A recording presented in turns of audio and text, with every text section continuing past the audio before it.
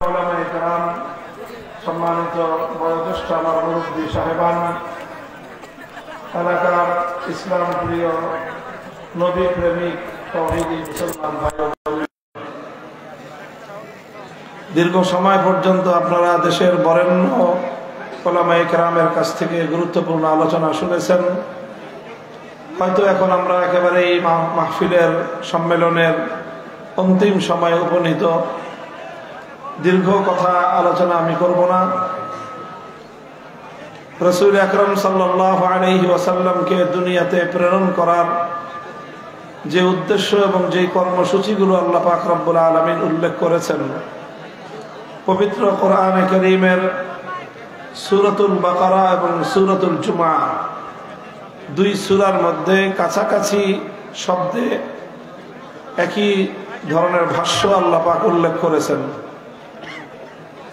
আমরা জানি নবী আকরাম সাল্লাল্লাহু আলাইহি ওয়াসাল্লামের আগমনের মধ্য দিয়ে এই পৃথিবীতে একটা আমূল পরিবর্তন সাধিত হয়েছিল।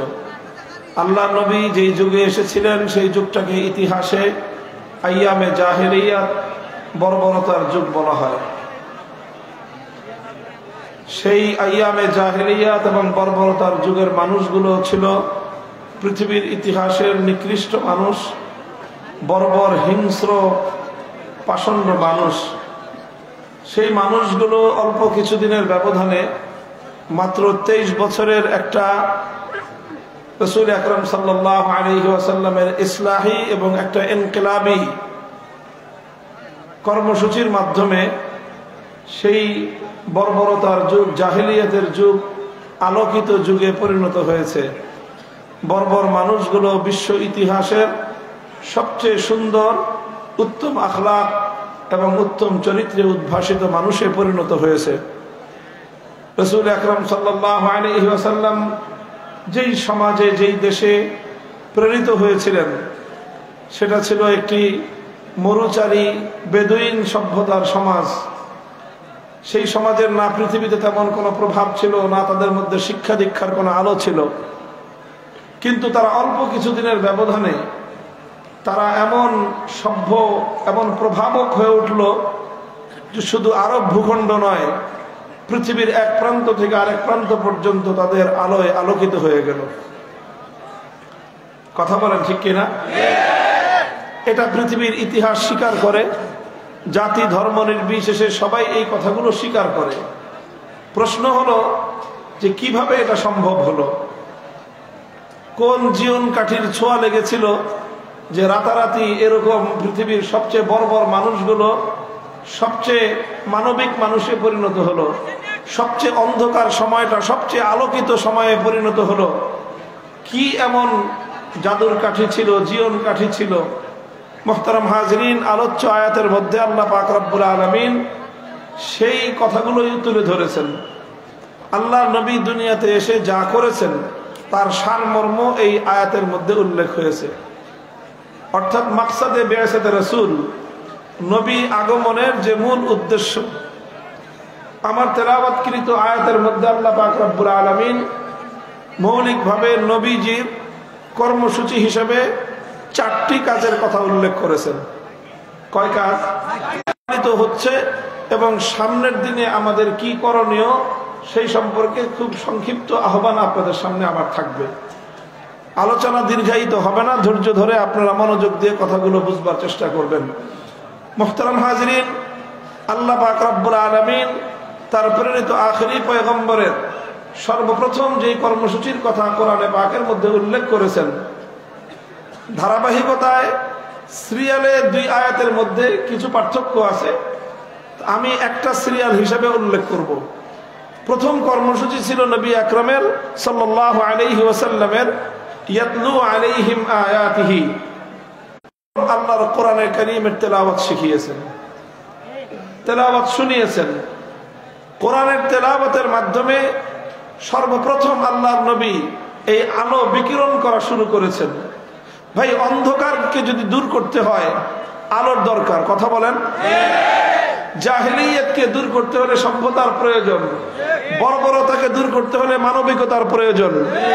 এই সবগুলো ঘটনায় ঘটেছিল আল্লাহর নবীর সংক্ষিপ্ত সিরাতের মাধ্যমে। তবে ঘটেছিল যেইভাবে তার প্রথম কর্মসূচি, সবচেয়ে মৌলিক কর্মসূচি যেটা ছিল, সেটা হলো আল্লাহর নবী কোরআনে কারীমের তেলাওয়াতকে ব্যাপক করে দিয়েছিলেন। ইয়াতলু আলাইহিম আয়াতিহি, তিনি আল্লাহর পয়গম্বর, আল্লাহর কিতাবের তেলাওয়াত করবেন, এটা হলো তার প্রথম কাজ। তেলাওয়াতে কিতাব এটা হলো আল্লাহর নবীর সবচেয়ে বুনিয়াদী কর্মসূচি, যেই কর্মসূচির মাধ্যমে তিনি জাহিলিয়াতের ভিত শুদ্ধ কাঁপিয়ে দিয়েছিলেন।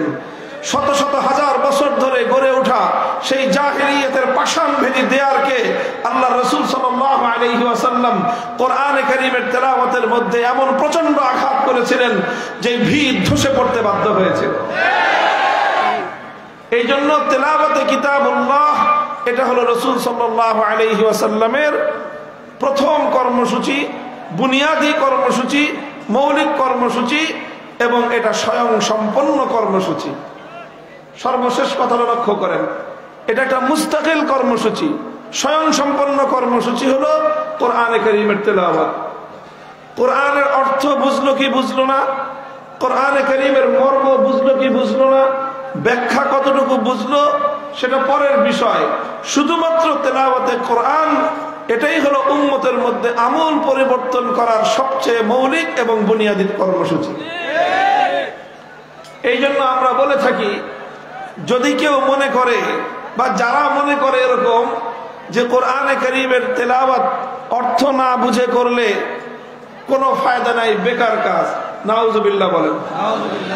অনেকে মনে করে যে কোরআনে কারীমের আরো এক ধাপ অগ্রসর হয়ে কেউ কেউ এমন কথাও বলে যে তোতা পাখির মতো শুধুমাত্র কোরআন তেলাওয়াত করে মুখে মুখে রটনা করে লাভ কি, যদি তুমি অর্থই না বুঝলা। নাউজুবিল্লাহি মিন যালিক। কোরআনের অর্থ বুঝতে হবে, মর্ম বুঝতে হবে, সেটা ভিন্ন কথা, কিন্তু কোরআন অর্থ না বুঝে পড়লে এটা তোতা পাখির মতো রটনা হয়ে গেল, এই কথা যারা বলে তারা আল্লাহর কোরআন কিতাবুল্লাহর সাথে জুলুম করে। তারা কোরআনে কারীমকে পৃথিবীর আর অন্য 10টা গ্রন্থের মতো মনে করেছে, অন্যান্য বিষয়বস্তুর বইয়ের মতো মনে করেছে তারা আল্লাহর কোরআনকে। সাহিত্যের বই না বুঝে পড়লে সাহিত্যের রস পাওয়া যায় না। কবিতার বই অর্থ না বুঝে পড়লে কবিতার মর্ম উপলব্ধি করা যায় না। দর্শনের বই অর্থ না বুঝে পড়লে দার্শনিক হওয়া যাবে না। উপন্যাসের বই অর্থ না বুঝে পড়লে উপন্যাসের চরিত্রগুলো ধারণ করা যাবে না। গল্পের বই অর্থ না বুঝে পড়লে গল্পের স্বাদ পাওয়া যাবে না। বিজ্ঞানের বই অর্থ না বুঝে পড়লে বিজ্ঞান শেখা যাবে না। মেডিকেল সায়েন্সের বই অর্থ না বুঝে পড়লে ডাক্তারি বিদ্যা বোঝা যাবে না। দুনিয়ার সমস্ত গ্রন্থের ব্যাপারে এই কথা সত্য হলেও শুধুমাত্র একমাত্র গ্রন্থ আল কোরআনুল কারীম, এটা অর্থ বুঝে পড়লেও এটা বিপ্লব করবে, এটা অর্থ না বুঝে পড়লেও মানব অন্তরের মধ্যে আলোর প্রজ্বলন করবার জন্য এটুকুই যথেষ্ট। ইয়াতলু আলাইহিম আয়াতিহি, এই জন্য মুহাম্মদুর রাসূলুল্লাহ সাল্লাল্লাহু আলাইহি ওয়াসাল্লামের সর্বপ্রথম বুনিয়াদী কর্মসূচি, যেই কর্মসূচির মাধ্যমে তিনি জাহিলিয়াতকে বিদায় করা শুরু করেছেন, আলো প্রজ্বলন করা শুরু করেছেন, সেটা হলো কোরআনে কারীমের তেলাওয়াত। শুধু তেলাওয়াত, শুধু তেলাওয়াত। কোরআনে কারীমের তেলাওয়াতের মধ্যে এমন পাওয়ার আছে, এই তেলাওয়াতের মাধ্যমেই সারা দুনিয়ার মানুষের বদ্ধ দুয়ারের হৃদয়গুলো, বদ্ধ হৃদয়ের দুয়ারগুলো খুলে দেওয়া সম্ভব। সিয়ারুস সাহাবা পড়েন, সাহাবায়ে কেরামের সিরাত পড়েন, সিরাতুন নবী পড়লেও অসংখ্য ঘটনার দৃষ্টান্ত পাওয়া যায় যে শুধুমাত্র কোরআনে কারীমের তেলাওয়াত বহু পাষাণ হৃদয়ের মানুষের অন্তরগুলোকে, পাথরের মতো হৃদয়গুলোকে মোমের মতো বিগলিত করে দিয়েছে। ওয়াযালিকা আউয়ালু মা ওয়াকারাল ঈমানু ফি কলবি, আল্লাহর রাসূলের কোরআনের তেলাওয়াত শুনে বহু মানুষ বলে যে আমার বদ্ধ হৃদয়ের দুয়ারে খটখট করলো, আমার হৃদয়ের মধ্যে হেদায়েতের আলো প্রবেশ করলো। আবু বকর সিদ্দিক রাদিয়াল্লাহু তাআলা আনহুর জীবনীতে আসে, তিনি একবার মক্কা ছেড়ে চলে যাচ্ছেন, রাস্তার মধ্যে এক লোকের সঙ্গে দেখা, একজন সরদার, নাম হলো তার ইবনুদ দাগিনা। বলল, আবু বকর কোথায় যাও? বললেন, মক্কা ছেড়ে চলে যাচ্ছি। কেন? মক্কার মানুষের দুরাচার, তাদের অসৎ ব্যবহার, অত্যাচার, জুলুম বরদাস্ত করতে পারছি না, এজন্য মক্কা ছেড়ে চলে যাই। ইবনুদ দাগিনা বলল, আবু বকর তোমার মতো মানুষ যদি মক্কা ছেড়ে চলে যায়, এটাই এলাকার মানুষের বদনাম হবে, কলঙ্ক হবে যে তোমার মতো পরোপকারী মানুষ, মানবিক মানুষ, এত সুন্দর সোনার মানুষ যেই জনপদে থাকতে পারে না, সেই জনপদের বদনাম হয়ে যাবে। কাজেই তোমার সব সমস্যার সমাধানের দায়িত্ব আমি নিলাম, তুমি মক্কায় চলো। ইবনু দাগিনা হযরত আবু বকরকে নিয়ে মক্কায় এলেন। এসে মক্কাওয়ালাদেরকে বললেন যে দেখো, আবু বকরের মতো ভালো মানুষ, মানুষের উপকারে কাজে আসে, মানুষ অভাবী মানুষকে সে সাহায্য করে, ক্ষুধার্ত মানুষকে খাবার খাওয়ায়, অনাহারী মানুষকে আহার দেয়, এরকম একটা মানুষ যদি তোমাদের উৎপাতে এলাকা ছেড়ে চলে যায়, সারা আরবে তোমাদের মক্কার মানুষদের বদনাম হয়ে যাবে। কাজেই তোমরা আবু বকরের সঙ্গে দুর্ব্যবহার করো না, আবু বকরকে থাকতে দাও। মক্কার লোকেরা বলেছিল আবু বকর থাকুক, কোনো আপত্তি নাই। আবু বকর আমাদের বাপদাদার ধর্ম ছেড়ে দিয়ে মুহাম্মাদের ধর্ম গ্রহণ করেছে সাল্লাল্লাহু আলাইহি ওয়াসাল্লাম, সেটাও না হয় আমরা মেনে নিলাম। সে মুহাম্মাদের ধর্মের দাওয়াত দেয়, সেটাও না হয় মেনে নিলাম। মুহাম্মাদের আনিত কিতাব কোরআন তেলাওয়াত করে, সেটাও না হয় আমরা মেনে নিলাম। কিন্তু আবু বকরকে থাকতে হলে একটা শর্ত মানতে হবে। কি শর্ত? আবু বকর কোরআন তেলাওয়াত করে করুক, কিন্তু ঘরের বাইরে উঠোনে দাঁড়িয়ে কোরআন তেলাওয়াত করতে পারবে না, ঘরের ভিতরে দরজা জানালা বন্ধ করে কোরআন তেলাওয়াত করতে হবে তাকে। ইবনু দাগিনা বলল, সমস্যা কি? ঘরও তার, উঠোনও তার, সে তার ঘরে পড়লো না উঠোনে পড়লো, তাতে তোমাদের ব্যাপার কি? বললো যে না, আমাদের ব্যাপার আছে, আমাদের সমস্যা আছে। কি সমস্যা? বলে যে আবু বকর সিদ্দিক যখন আবেগ মাখা কণ্ঠে আল্লাহর কোরআনের তেলাওয়াত শুরু করে, উঠানে দাঁড়িয়ে উন্মুক্ত জায়গায় দাঁড়িয়ে যখন তিনি কোরআন তেলাওয়াত করতে থাকেন, আবু বকরের এই কোরআনের তেলাওয়াত মক্কার মানুষগুলোকে এমন ভাবে আকর্ষণ করতে থাকে, যেমনি ভাবে লোহাকে চুম্বক আকর্ষণ করতে থাকে। তখন আমরা ঘরগুলোতে আমাদের ছোট বাচ্চাদেরকে পর্যন্ত দড়ি দিয়ে বেঁধে রাখতে পারি না। সমস্ত বাধার বিন্ধ্যাচল পেরিয়ে আবু বকরের আবেগ মাখা কণ্ঠের কোরআনের তেলাওয়াত আমাদের ঘরগুলো থেকে শিশু বাচ্চাদেরকে পর্যন্ত হেমিলনের বাঁশিওয়ালার মতো টেনে আবু বকরের দিকে আকর্ষণ করে নিয়ে যায়। এই জন্য আবু বকরকে তেলাওয়াত করতে হলে ঘরের ভিতরে কোরআন তেলাওয়াত করতে হবে।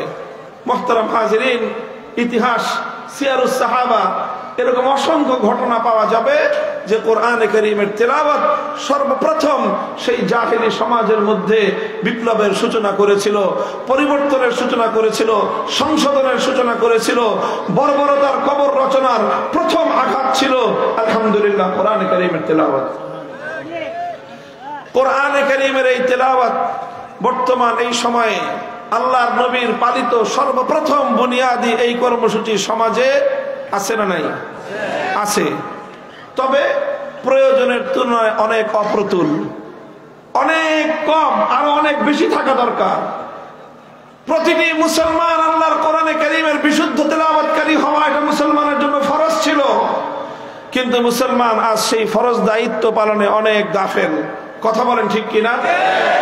যৎসামান্য যতটুকু এই সমাজে আল্লাহর কোরআনে কারীমের তেলাওয়াতের এই মেহনত, এই কর্মসূচি, এই নবীওয়ালা কাজ, এই পয়গম্বরী কর্মসূচি এই সমাজে প্রচলিত আছে শত শত বছর ধরে, এর পিছনে সবচেয়ে বড় অবদান এদেশের কওমি মাদ্রাসার বক্তব্যগুলো, এদেশের মাদারিসে কওমিয়ার হেফজখানাগুলো, ঘরে ঘরে মুসলমানদের সন্তানদেরকে পাড়ায় পাড়ায় মহল্লায় মহল্লায় আমাদের এই বক্তব্যগুলোর মাধ্যমে, হেফজখানাগুলোর মাধ্যমে মুসলমানদের পাড়ায় পাড়ায় ঘরে ঘরে আল্লাহর কোরআনের তেলাওয়াতের আওয়াজ গুঞ্জরিত হয়।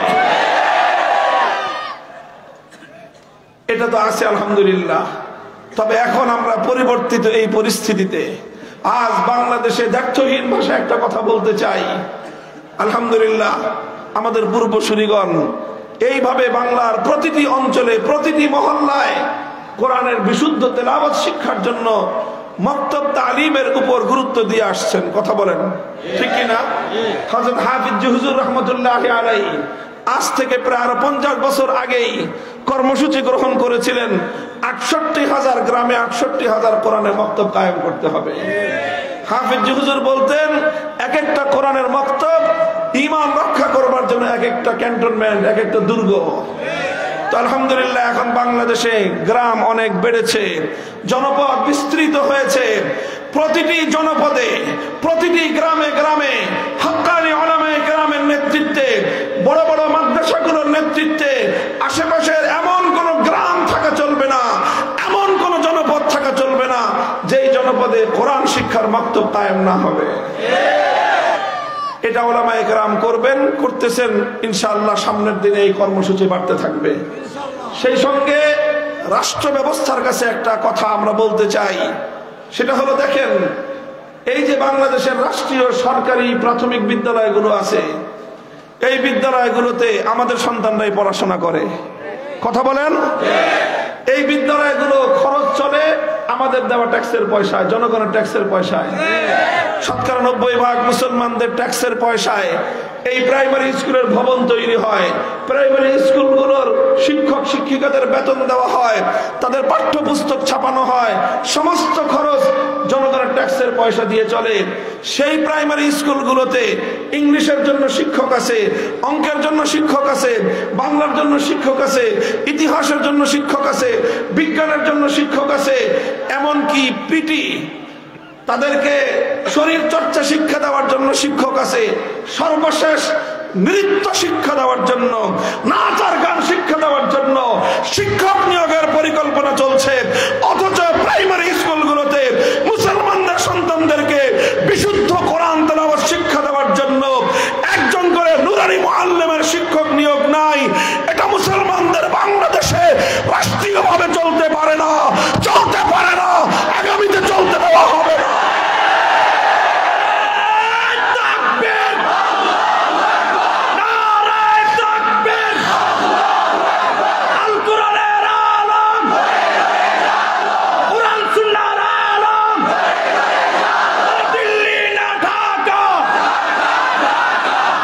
মোহতারাম হাজিরিন, এই কথাগুলি আমরা বলছি জনগণের কাছে কেন বলছি?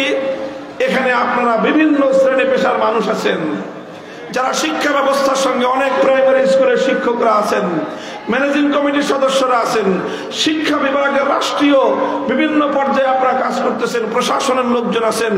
সকল জায়গা থেকে মেসেজটা রাষ্ট্রের সর্বোচ্চ জায়গায় যাওয়া দরকার, যে মনে করবেন যে এইভাবেই দেশ চলতেছে আর অনন্তকাল পর্যন্ত আমরা এই বিষয়ে চুপ করে থাকবো, ব্যাপারটা এমন হবে না।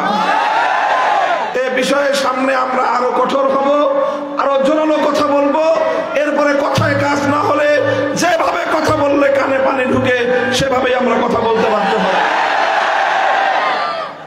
ইয়াতলু আলাইহিম আয়াতিহি, তেলাওয়াতে কিতাবুল্লাহর এই কর্মসূচি আল্লাহর পয়গম্বরের বুনিয়াদি এবং সর্বপ্রথম মৌলিক কর্মসূচি। এই কর্মসূচি সমাজে জিন্দা থাকতে হবে এবং প্রথম এই কর্মসূচিগুলো জিন্দা রাখার জন্য প্রতিটি মক্তবের পিছনে আমাদের প্রত্যেককে মেহনত করতে হবে। মক্তব শিক্ষাকে, বুনিয়াদি শিক্ষা, হেফজখানাগুলোকে, কোরআনের তেলাওয়াতকে জিন্দা রাখার জন্য এই প্রতিষ্ঠানগুলো আমাদের সমাজের সবচেয়ে বুনিয়াদি প্রতিষ্ঠান। আল্লাহর পয়গম্বরের ২ নম্বর দায়িত্ব হলো ওয়ায়ুআল্লিমুহুমুল কিতাব, যে কোরআনের তিনি তেলাওয়াত করলেন, এবার ২ নম্বর কর্মসূচির আওতায় উম্মতকে সেই কোরআনের মর্ম বোঝানো, কোরআনের অর্থ বোঝানো, আল্লাহর কিতাবের তাফসীর করা, তাফসীর বোঝানো। এটা হলো নবী আকরাম সাল্লাল্লাহু আলাইহি ওয়াসাল্লামের ২ নম্বর কর্মসূচি। কোরআনের তেলাওয়াত একটা মৌলিক কর্মসূচি, সম্পূর্ণ মুস্তাকিল এবং স্বয়ং সম্পন্ন কর্মসূচি। সেই সঙ্গে আবার কোরআনের মর্ম বোঝানো, কোরআনের ব্যাখ্যা বোঝানো, এটা হলো আরেকটা মৌলিক কর্মসূচি, স্বয়ং সম্পন্ন কর্মসূচি। আলহামদুলিল্লাহ, বাংলাদেশের মানুষকে শত বছর ধরে কোরআনে কারীমের মর্ম বোঝানোর জন্য সবচেয়ে বুনিয়াদি মেহনত যেই ব্যবস্থাটার মাধ্যমে চলতেছে সেটা হলো মাদারিসে কওমিয়া। অন্যান্য মাদ্রাসার মাধ্যমেও হয়, তবে সবগুলো ব্যবস্থা অত্যন্ত দুর্বল পর্যায়ে রয়েছে। আজ বর্তমানে বাংলাদেশে কোরআনের মর্ম বুঝে জাতিকে কোরআনের মর্ম বোঝানোর জন্য নির্ভরযোগ্য আলেম তৈরি হওয়ার নির্ভরযোগ্য ঠিকানা হলো কওমি মাদ্রাসা। 10 বছরের শিক্ষা সিলেবাস আমাদের, এই শিক্ষা সিলেবাসের মূল উদ্দেশ্যই হলো যে আল্লাহর কোরআনে কারীমকে যেন সঠিকভাবে তারা বুঝতে পারে এবং জাতিকে যেন তারা বোঝাতে পারে। ওয়ালিয়ুনযিরু কওমাহুম ইযা রাজাউ ইলাইহিম লাআল্লাহুম ইয়াহযারুন, জাতির কাছে আল্লাহর কোরআনের মেসেজ পৌঁছে দেয়া জাতির কাছে কোরআনের মর্ম তুলে ধরা, জাতির কাছে আল্লাহর কোরআনের ব্যাখ্যা তুলে ধরা।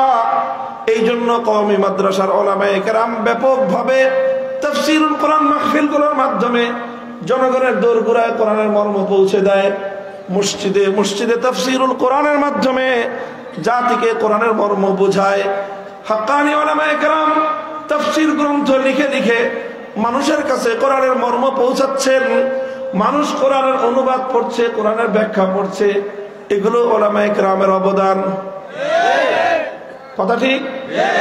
এই কর্মসূচিটাও আছে এবং সবচেয়ে ব্যাপকভাবে, সবচেয়ে আস্থার সাথে, সবচেয়ে নির্ভরতার সাথে এই খেদমত এবং নবুয়তের এই কর্মসূচি পালন করছে কওমি মাদ্রাসা।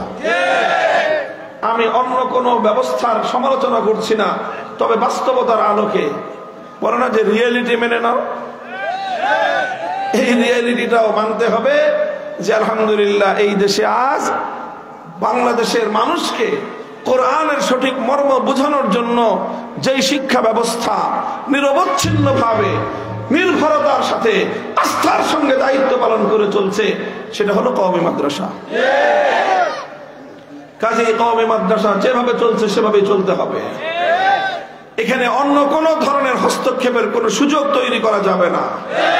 জাতিকে এই কওমি মাদ্রাসাগুলোকে রক্ষা করার জন্য, সহায়তা করার জন্য, সহযোগিতা করার জন্য যা করতে হয় তাই করতে হবে। করবেন তো ইনশাআল্লাহ? আর সাধারণ মানুষকে আমি বলি একটা কথা, বিশেষ করে শিক্ষিত মানুষ যারা আছেন, দেখেন অনেক মানুষ এরকম আছে জীবনে পড়াশোনা কম করে নাই, হাজার হাজার বই পড়েছে, উপন্যাস পড়তে পড়তে বঙ্কিমচন্দ্র থেকে হুমায়ুন আহমেদ পর্যন্ত কিচ্ছু বাকি রাখে নাই, ভালো মন্দ যা পেয়েছে উপন্যাস পড়েছে, গল্পের বই পড়েছে, সায়েন্স ফিকশন পড়েছে। ডাক্তাররা তো পড়তে পড়তে পড়তে পড়তে এক পাও কবরে চলে যায়, তখনও তো ডাক্তারি পরীক্ষাই শেষ হয় না। পড়াশোনা করতে হয় অনেক, কথা বলেন। মেডিকেল সায়েন্সের উপর তারা অনেক পড়াশোনা করেন, মাশাআল্লাহ, সব পড়াশোনা করেন, ভালো কথা, অনেক পড়েন, আমরা উৎসাহিত করি। ইসলামের প্রথম শিক্ষাই তো হলো পড়ো। কিন্তু খালি জাগতিক সবকিছু পড়াশোনা করলেন এমন অসংখ্য অগণিত শিক্ষিত মানুষ আছেন, বলেন তো সারাটা জীবনে একবার সূরা ফাতিহার বিসমিল্লাহ থেকে সূরা নাসের মিনাল জিন্নাতি ওয়ান নাস পর্যন্ত পূর্ণ কোরআনে কারীমের একবার অনুবাদ নির্ভরযোগ্য কোন আলেমের লিখিত তাফসীর গ্রন্থ থেকে পাঠ করেছেন এরকম মানুষের সংখ্যা খুবই কম।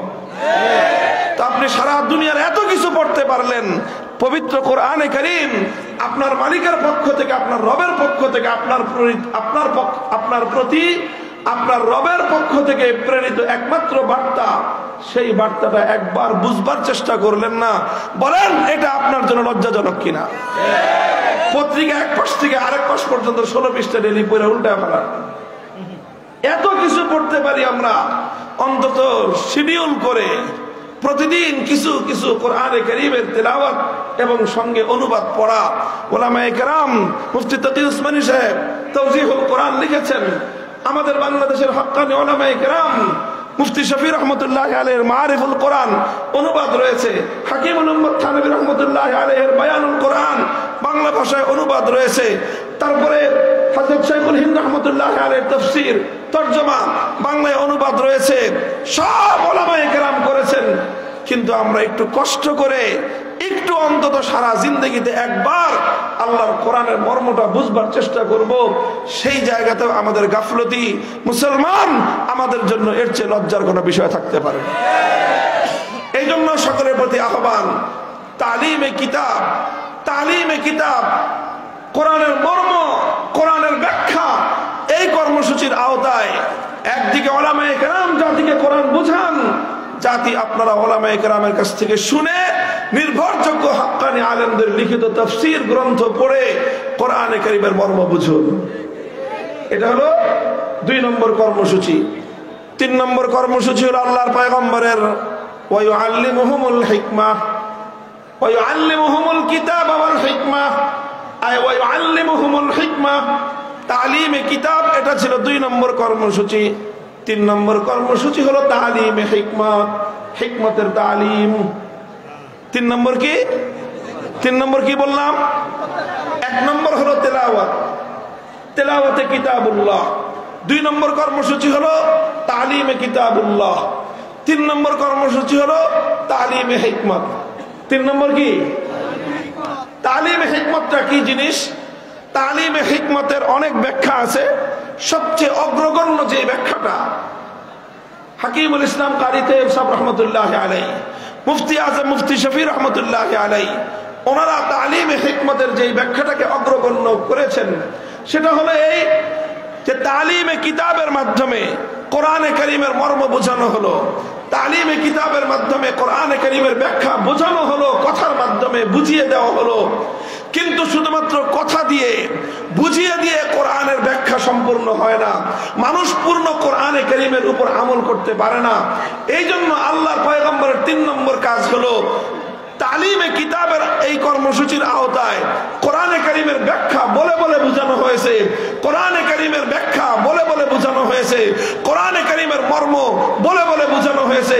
তবে কোরআন এমন একটা কিতাব, আল্লাহর কোরআন এমন একটা কিতাব, এটা শুধু বলে বলে বোঝানো শেষ হয় না, এটা শুধু ব্যাখ্যা করে করে বোঝানো শেষ হয় না, বরং কোরআনে কারীমের অসংখ্য বিধান এমন রয়েছে যেটা উম্মতকে বোঝাতে হলে, আল্লাহর বান্দাদেরকে বোঝাতে হলে সেটা প্র্যাকটিক্যাল করে দেখাতে হয়। কি করতে হয়? প্র্যাকটিক্যাল করে দেখাতে হয়। যারা সাধারণ শিক্ষা ব্যবস্থায় পড়াশোনা করেছেন বা ওই ব্যবস্থা সম্পর্কে ধারণা রাখেন তারা জানেন যে বিজ্ঞান, বিশেষ করে বিজ্ঞানের সাবজেক্টের মধ্যে বিশেষ করে আপনার এই যে কেমিস্ট্রি, হ্যাঁ, পদার্থ বিজ্ঞান, এই সাবজেক্টটা যেখানেই পড়ানো হয় সেটাকে প্র্যাকটিক্যাল বোঝানোর জন্য ল্যাবরেটরি থাকে।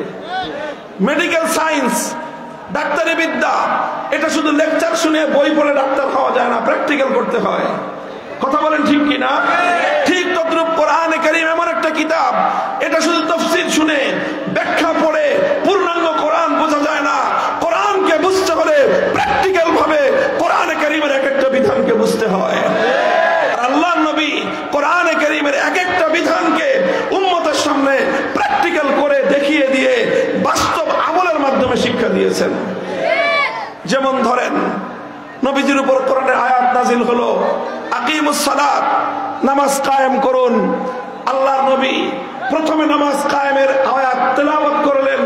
1 নম্বর কর্মসূচি পালিত হলো।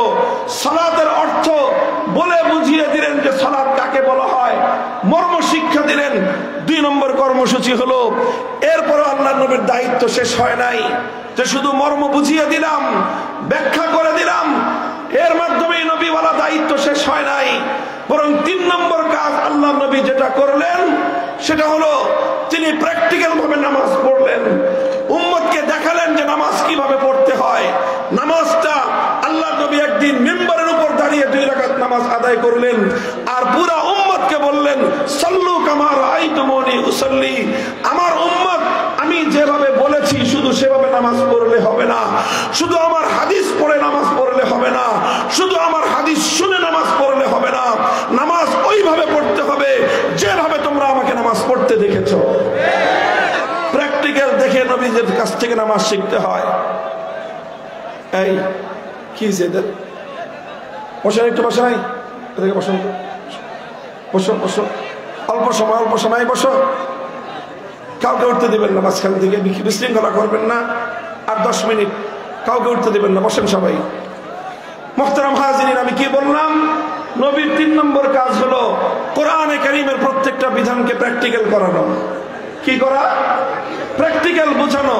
যেভাবে আমি নামাজের কথা বললাম, এই নামাজকে আল্লাহর পয়গম্বর শুধুমাত্র তেলাওয়াত করে দায়িত্ব শেষ করেন নাই, শুধুমাত্র নামাজের অর্থ এবং মর্ম বলে বুঝিয়ে শেষ করেন নাই দায়িত্ব, বরং আল্লাহর নবী 3 নম্বর দায়িত্ব পালন কি করেছেন? কোরআনে কারীমের এই নামাজের বিধান প্র্যাকটিক্যাল তিনি বাস্তবায়ন করে দেখিয়ে দিয়েছেন। শুধু নামাজের বিধান নয়, প্রত্যেকটা কোরআনী বিধান আল্লাহর নবী প্র্যাকটিক্যাল উম্মতকে শিখিয়েছেন। হজ কিভাবে করতে হবে, 100 লক্ষ সাহাবে কেরামকে বিদায়ী হজে নিয়ে নিজে হজের প্র্যাকটিক্যাল এক একটা আমল করে করে উম্মতকে শিক্ষা দিয়েছেন। যাকাত ব্যবস্থা কিভাবে বাস্তবায়ন করতে হয়, আল্লাহর নবী নিজে যাকাত ব্যবস্থা বাস্তবায়ন করে উম্মতকে যাকাতের প্র্যাকটিক্যাল শিক্ষা দিয়েছেন। জিহাদ কিভাবে করতে হয়, 27টা জিহাদে আমার নবী সশরীরে অংশগ্রহণ করে, সশরীরে শত্রুর সঙ্গে লড়াই করে, জিহাদ করে কিভাবে আল্লাহর জমিনে আল্লাহর দ্বীনের ঝান্ডা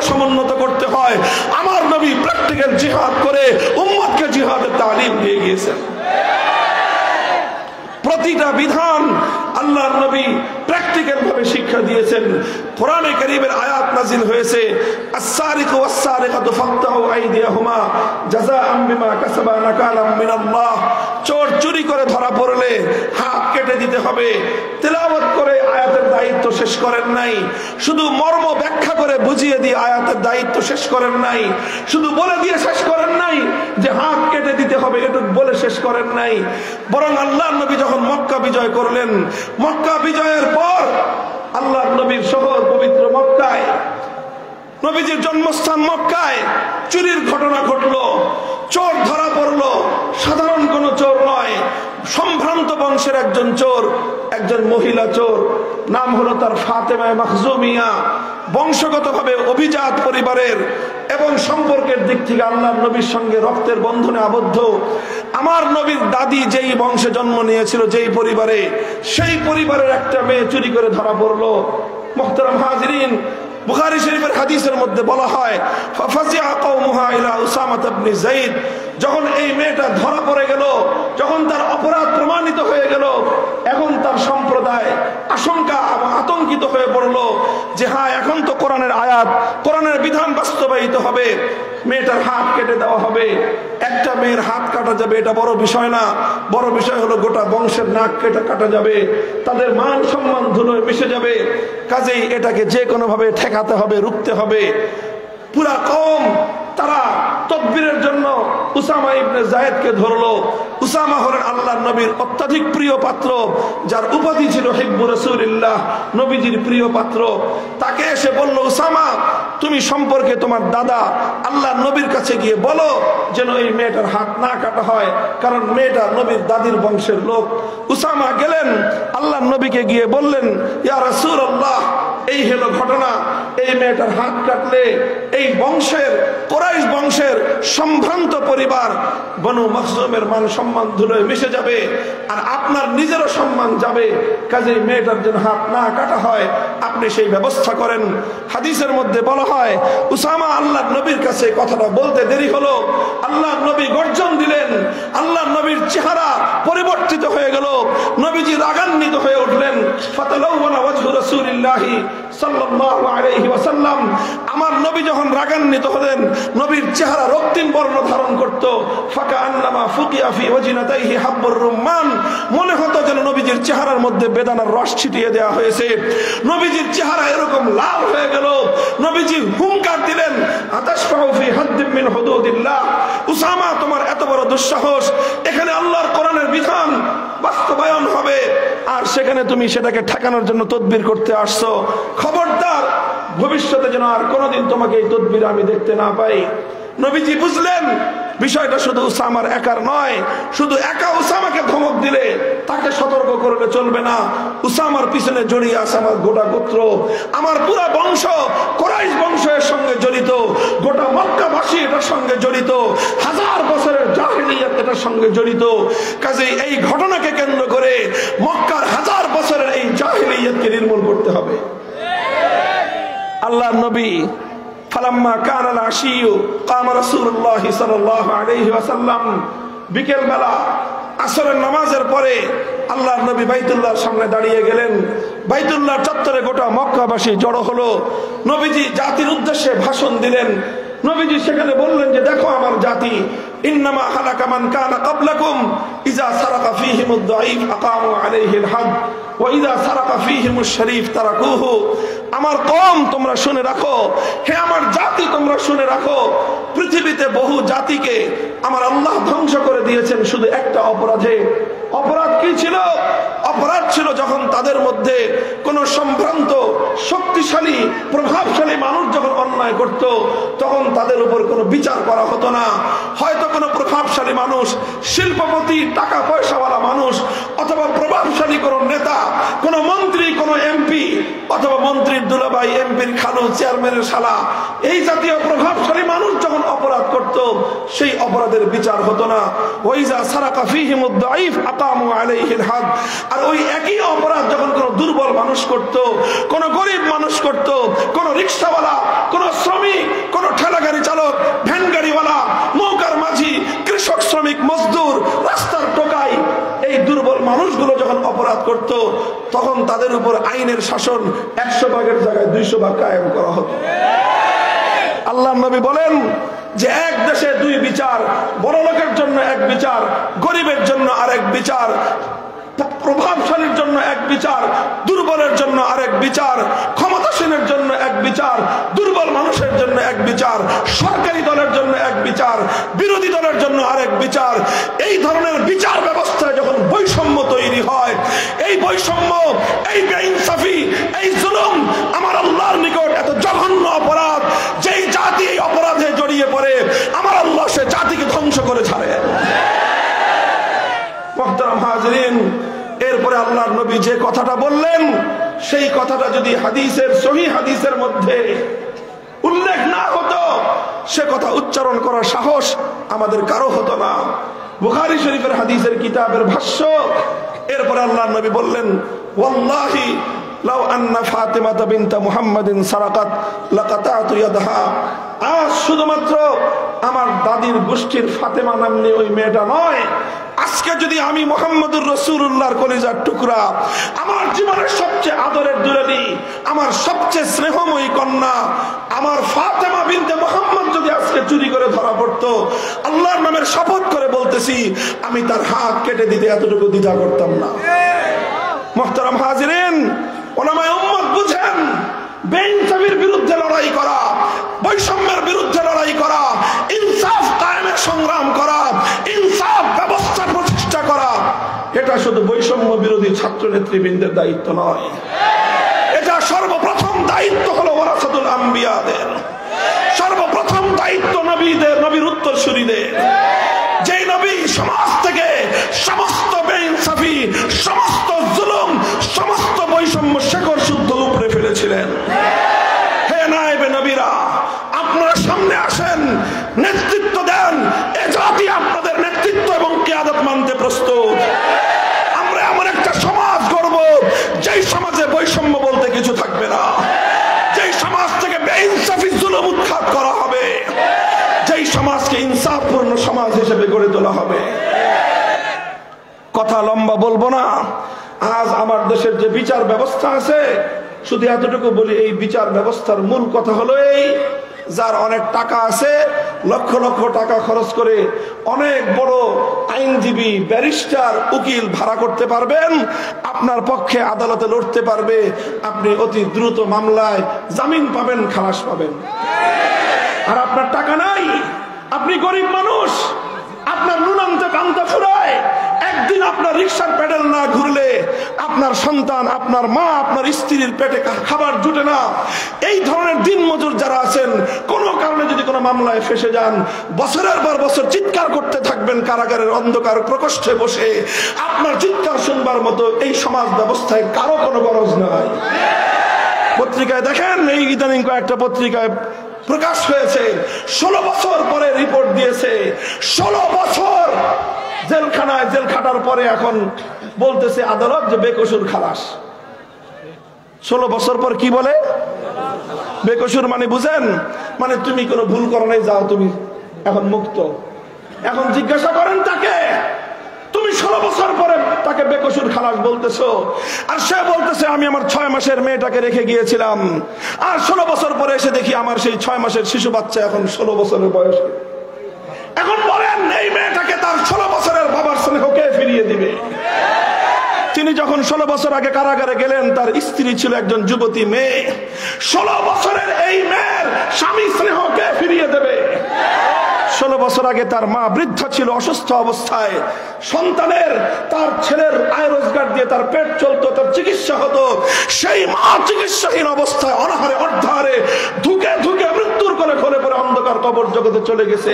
এবার সেই কবরস্থ মাকে তার সন্তানের স্নেহ ফিরিয়ে দেন? পারবে এই সমাজের? বলবেন হুজুর দোষ কার? দোষটা কার? দোষ হলো এই বৈষম্যপূর্ণ ব্রিটিশ প্রবর্তিত জাহেলি বিচার ব্যবস্থা। এই বিচার ব্যবস্থা ভেঙে গুড়িয়ে দাও, আল কোরআনের বিচার ব্যবস্থা করো।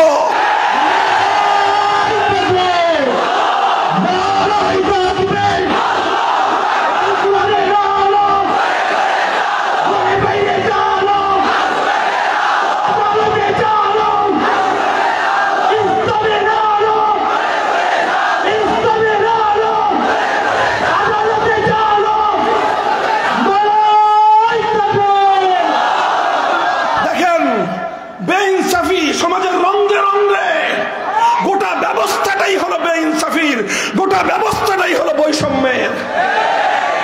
আমরা ব্রিটিশদের থেকে বিতাড়িত করে ব্রিটিশদেরকে খেদাইছি, ওদের কাছ থেকে শুধু একটা মানচিত্র আর একটা পতাকা পেয়েছি, প্রকৃত স্বাধীনতা আজও পাই নাই।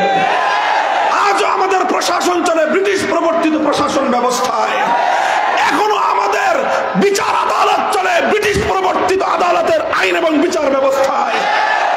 আজও আমার দেশের শিক্ষা ব্যবস্থা, এই স্কুল কলেজ ইউনিভার্সিটি গুলোতে আমার ছেলে মেয়েরা পড়াশোনা করে ব্রিটিশ প্রবর্তিত জাহেলি নাস্তিকবাদী শিক্ষা ব্যবস্থায়। স্বাধীনটা কি হয়েছি? আমাদের সঙ্গে স্বাধীনতার নামে ধোঁকাবাজি আর প্রতারণা করা হয়েছে। প্রকৃত অর্থে স্বাধীন করতে হবে দেশ এবং জাতিকে। কথা বলেন ঠিক না বেঠিক? স্বাধীন তো স্বাধীন হবে যেদিন তোমার বিচার ব্যবস্থা তোমার মতো করে আল্লাহর আইন দিয়ে, কোরআনের আইন দিয়ে, নবীর আদর্শের আইন দিয়ে যেদিন তোমার বিচার ব্যবস্থা চলবে, যেদিন তোমার শিক্ষা ব্যবস্থা ইসলাম মতো করে মুসলমানরা শিক্ষা ব্যবস্থা পাবে, সেদিন তুমি স্বাধীন হবে। বলেন সেই স্বাধীনতার যুদ্ধের জন্য লড়াই করবার জন্য প্রস্তুত থাকবেন তো?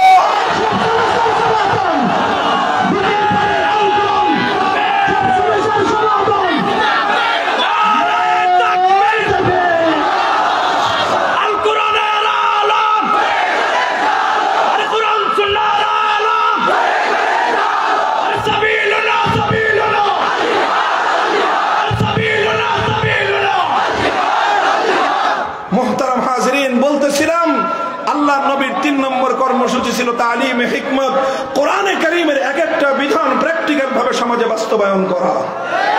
কথা বলেন ঠিক না বেঠিক?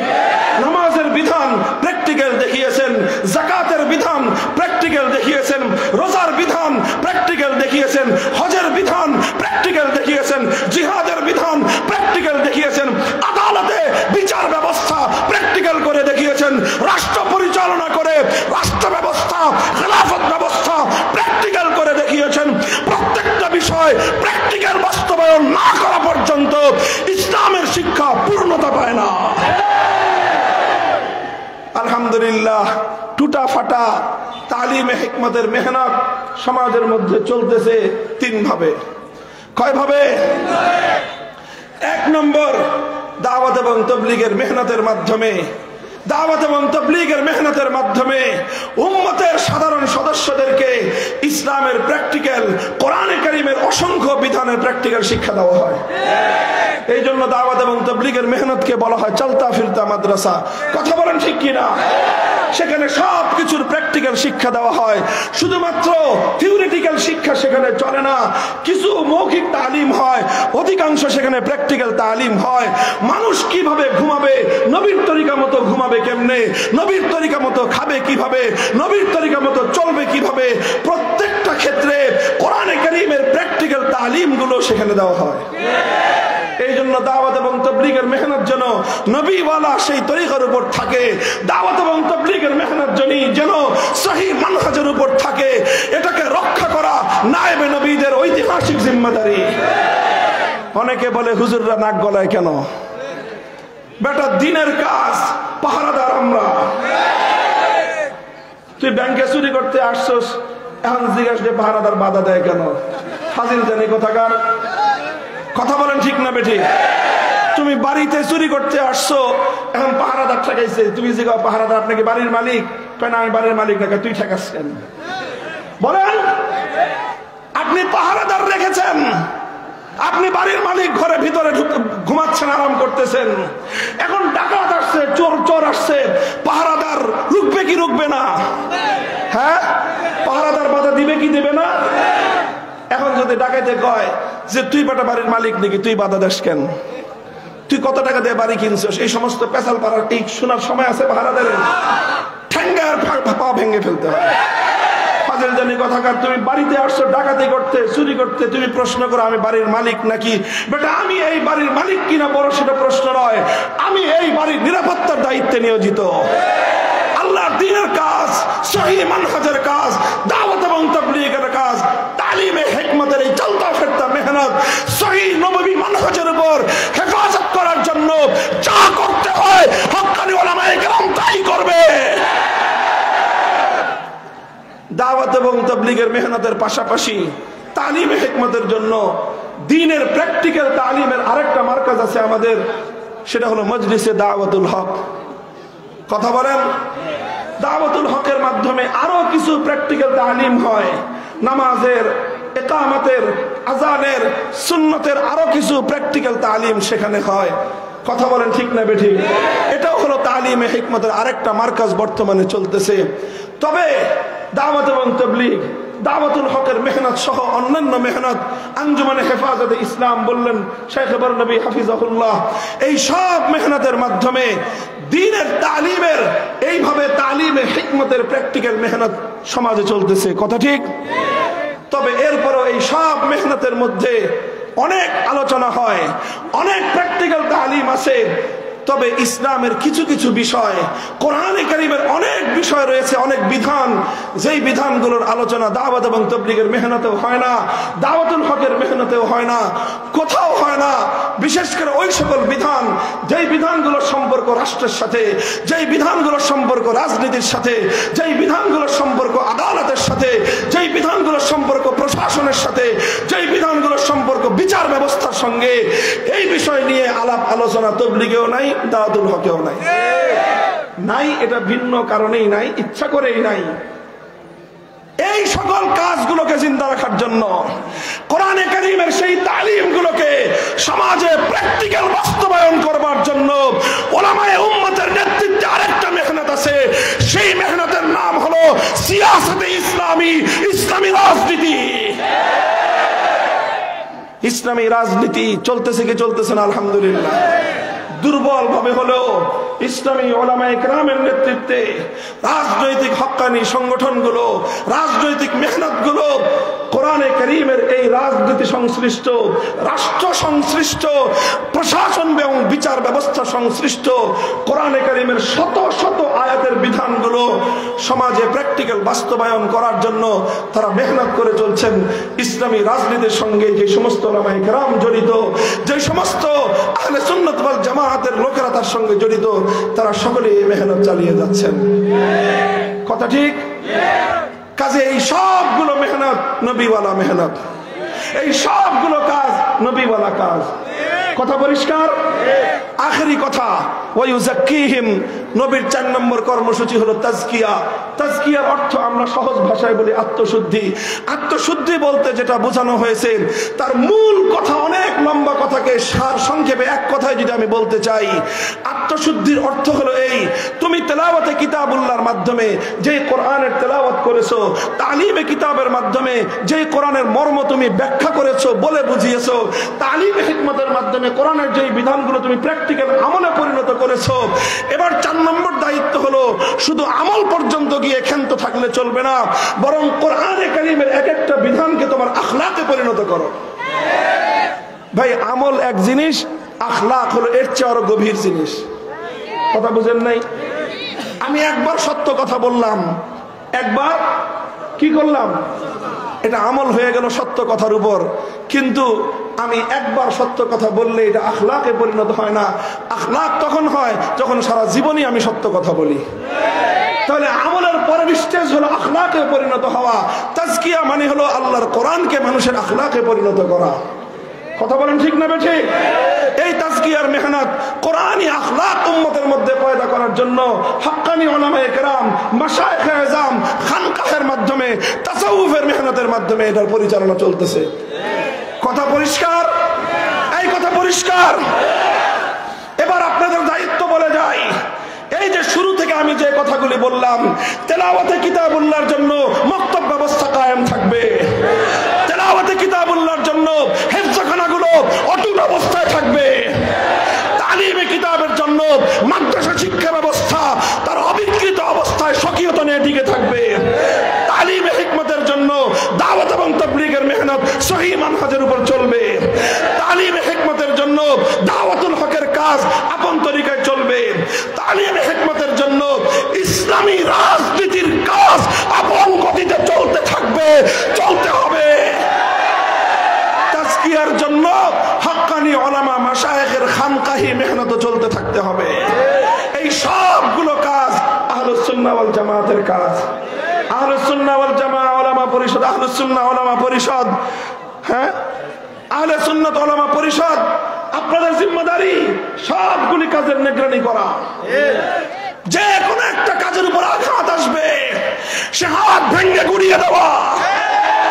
বক্তব্যকে যদি কেউ আঘাত করতে চায় সেটা বক্তব্যের উপর আঘাত নয়, আল্লাহর কোরআনের উপর আঘাত। কোন হেফজখানাকে যদি কেউ বন্ধ করে দিতে চায় সেটা আল্লাহর কোরআনের উপর হামলা। তাফসীরের মাহফিল, কোরআনের আলোচনাকে যদি কেউ বাধাগ্রস্ত করতে চায় তার বিরুদ্ধে যা করতে হয় করতে হবে। দাওয়াত এবং তাবলীগের মেহনতকে যদি কেউ বাধাগ্রস্ত করতে চায় তাদের হাত থেকে তাবলীগের মেহনতকে রক্ষা করার জন্য আমাদেরকে সোচ্চার থাকতে হবে। ঠিক তেমনি ভাবে দাওয়াতুল হকের মেহনতকেও সচল রাখতে হবে। ইসলামী রাজনীতি, ইসলামী রাষ্ট্র প্রতিষ্ঠা, খেলাফত প্রতিষ্ঠার সংগ্রাম অব্যাহত রাখতে হবে। যারা ইসলামী রাজনীতিকে পছন্দ করতে চায় না, আমাদের পরিষ্কার পয়গাম, এই দেশ ভাগ হয়েছে ইসলামী রাজনীতির জন্য। এই দেশ ভাগে পড়েছে ইসলামী হুকুমতের, ধর্মনিরপেক্ষতার জন্য বাংলাদেশ নয়। 1947 সালে ধর্মনিরপেক্ষতার জন্য ভাগ করে ভারত আলাদা হয়ে গেছে। এই দেশ ইসলামী হুকুমতের জন্য আলাদা হয়েছে। যদি কারো ইসলামী রাজনীতি পছন্দ না হয়, ইসলাম মতো দেশ চলা যদি কারো কাছে পছন্দ না হয়, তাদের কাছে ওপেন প্রস্তাব, নেত্রীর মতো সীমান্তের ওপারে চলে যাও। ধর্মনিরপেক্ষতা যদি এত ভালো লাগে, মোদির ভারতে চলে যাও। শাহজালালের বাংলাদেশে, খান জাহান আলীর বাংলাদেশে, শহীদ টিটুর বাংলাদেশে, হাজী শরীয়তুল্লাহর বাংলাদেশে ধর্মনিরপেক্ষ কুফরি মতবাদ চলতে পারে না, চলতে দেওয়া হবে না।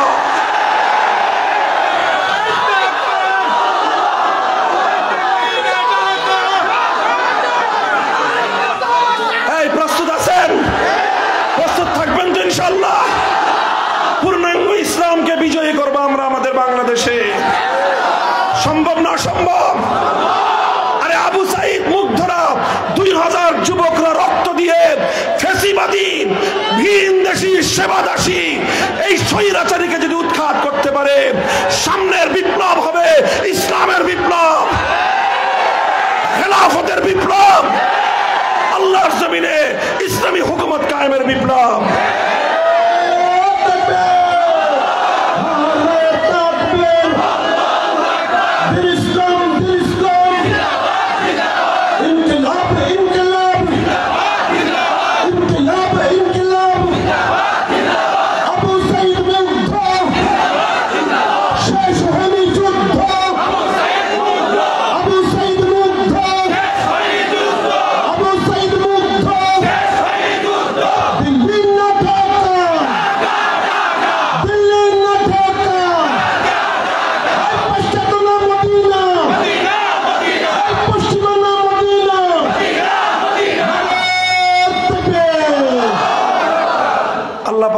সকলকে তৌফিক দান করেন। এভাবেই আল্লাহর পয়গম্বরের পূর্ণ দিন এই কর্মসূচি নিয়ে আমরা ইনশাআল্লাহ সামনের দিকে অগ্রসর হব। আল্লাহ আমাদেরকে কবুল করুন। ওয়া আখিরু দাওয়ানা আলহামদুলিল্লাহি রাব্বিল আলামিন। সুবহানাল্লাহি ওয়া বিহামদিহি, সুবহানাকাল্লাহুম্মা বিহামদিক।